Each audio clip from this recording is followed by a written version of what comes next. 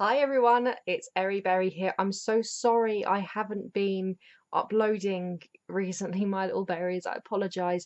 It's because I had an assignment due at university and I had to have an extension to complete it.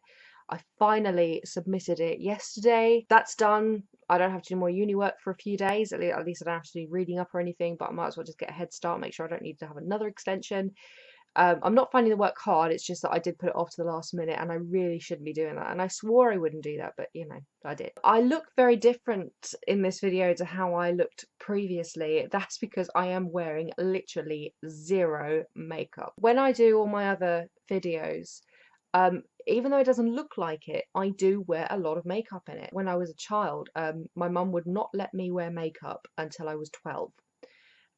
And it was the Christmas at my 12th birthday that I finally got for the first time proper makeup. But even then, my mum only gave us like foundation powder and not actual foundation. We weren't all that concealer, so it was just like a lipstick, a couple of eyeshadows, a mascara, a foundation powder, and a blusher. But no one has ever shown me exactly how I should be doing things. I sort of had to learn by trial and error really. And what I learned very early on is I just cannot do foundation. You know, foundation liquids um, or pressed foundations just don't agree with my skin. They look clumpy no matter how much exfoliating and moisturizing I do. I've tried loads of different brands. I've tried loads of different brushes to blend and different techniques. What did work for me though when I was in my teens was actually literally striping the concealer over my skin and then just blending it in into a sort of like a matte finish and then brushing my powder over the top. Now that really did look nice, and that was just right for my skin.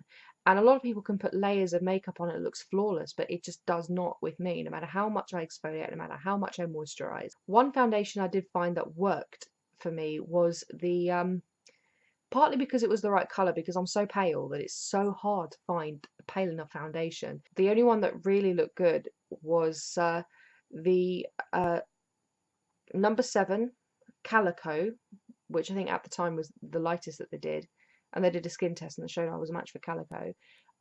Stay Perfect Light Foundation. It's very liquidy, and it goes on really well, and they said it's best to use your fingers rather than a brush because it's more like a tinted moisturizer. That was brilliant, and I have been using that when I'm doing my videos, but when I look back at my videos it doesn't really look like I'm wearing a lot of makeup, but I actually am.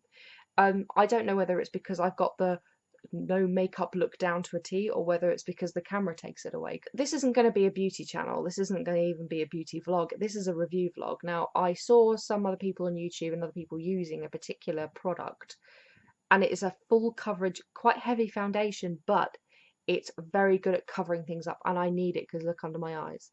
I've got some lighting going on, so it doesn't look too bad.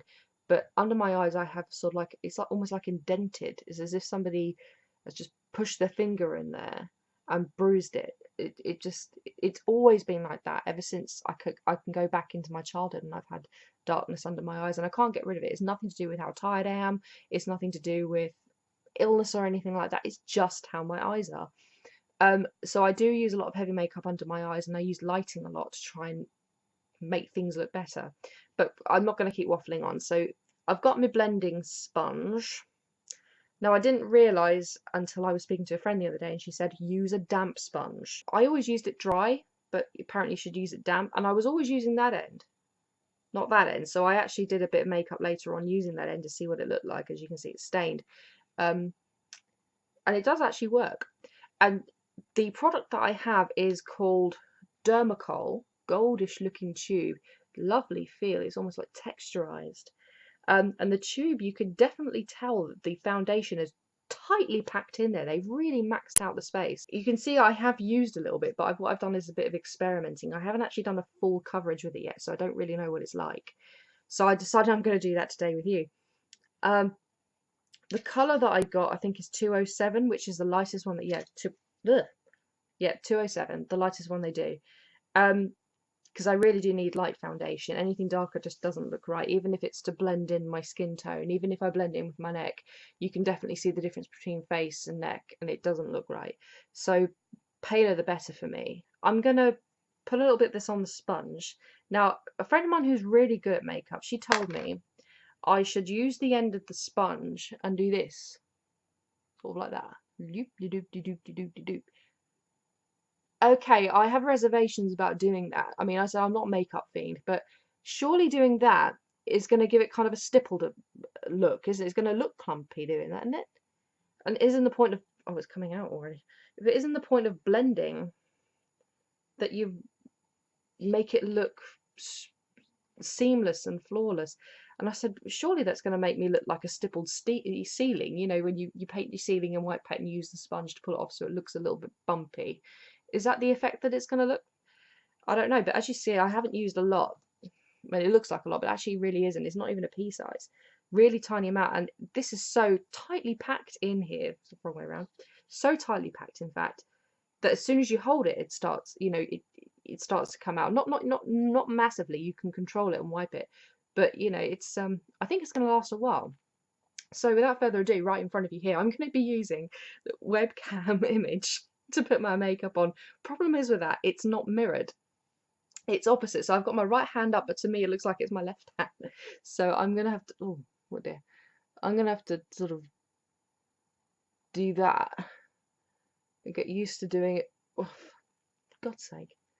Doing the opposite side of everything. A bit under my eyes. A bit under my eyes. And I'm moving my forehead. And apparently I've just got to do this. Oh, yeah, right.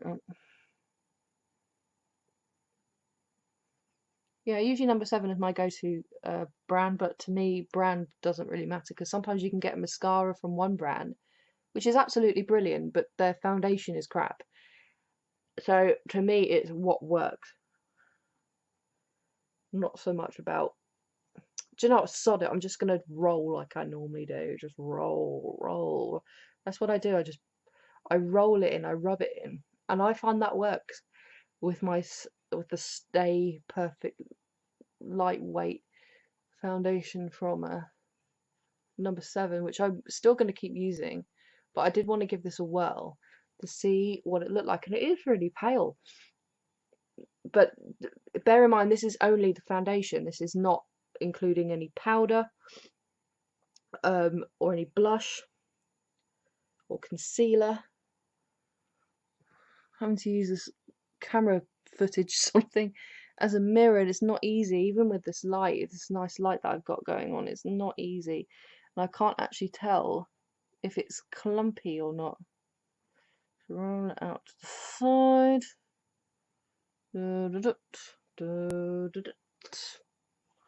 And maybe I need a tad more, just a tad, on the, like the needle point, if you were, of the sponge. Now, ladies, anyone watching this, or even gentlemen who put makeup on very regularly, will be able to tell me whether I'm doing this right or not. Whether I'm just making myself look like an idiot. But again, I usually use a bathroom mirror in the daytime, or I'll put the nice big fluorescent light on and do it. Whereas here it's not easy, especially when you're trying to do opposites, when you're using like an opposite mirror. No, I'm just going to go quite close to the camera. Oh, I'm not high enough. It actually looks okay. There's a bit of a shine going on, but you can get rid of that with powder. Yeah, so I look pale, but that's how my look is. And then if I put the concealer under my eyes again and in the corners and that, and then brush on a bit of powder, and then put on the, you know, the rouge and mascara and everything, it shouldn't look too bad. But yeah, I really like this. I have dabbed a bit on under my eyes and everything before, and it looked okay, but I was at work at the time when this arrived and just sort of had to play with it. But yeah, the damp sponge really helps actually. Putting, you know, dampening the sponge isn't bad. I can't see any clumpy bits, but if you can, by all means point them out. I mean, I've got bumps on my nose, like cystic pimples. I don't know what they're called. They've been there for years, and I've got one here on my chin, another that side of my chin. They're not spots; they're actual like tiny little like clear liquid filled cysts that have been there years. The ones on my nose have been there since I was in my teens, and I'm now in my mid-30s. Uh, I can't get rid of them. I mean, I could suppose I could go to a dermatologist and have them zapped or whatever, and yeah, try to get rid of them before with all kinds of skin treatments. Speaking of which, um, I should have said this at the beginning, but yesterday I started a new skincare regime, which I did this morning, so that's probably why my face looked a little bit shiny at the beginning. I'm not going to say which skincare routine I'm trying. I've only ever told two people what I'm doing. But if you can guess which skincare regime I'm doing, and it's only guesswork at this stage, please leave a comment below. And if you guess right, I will tell you by next weekend when I actually demonstrate my skincare routine, and I can tell you who has won 10 berry points. So I would say this Dermacol is really, really good. I love the colour because it does match my skin as far as I can see, obviously. I'm going to run to the bathroom after this and have a look in the mirror and then probably put more makeup on and film another vlog or something. I mean, I put a bobby pin in my hair to keep the hair back, but I might have to let it down and style it a bit for the next video and change my top. But anyway, yeah, another thing is that this week I also thinned out my makeup box because I had a Body Shop box where I used to have like things like scrubs and stuff in it, and I took all those out and put them in the bathroom. When I used them all up, I thought, well, I'll use the box for my makeup. And I'd accumulated quite a bit of makeup over the years and so many applicators and brushes. Many of them were old and useless, and I thought, you know what, I best thin it out. But of course, I'm adding to my makeup collection with this Dermacol, but I do not regret doing that. I can't remember how much it was on Amazon though. I'm sure you'll be able to look up. If you look up Dermacol on Amazon, I think there's a few different people that sell it. But the one I got for 207, I think it was like 10 quid or something. But it's worth it. That's going to last a long time. That little tube, but it's being stuffed right full. It's like the most compact tube I've ever. I haven't even had a toothpaste feeling that full up before. It feels really solid. It's going to last a while. And yeah, I really like this foundation. So I'm going to go and put some concealer and powder and blush on, put a bit of eye makeup on, rouge my lips a little, and then come back and film another vlog on another subject. But thank you very much for watching, and I'll see you soon, my little berries. Love you very much. Mwah!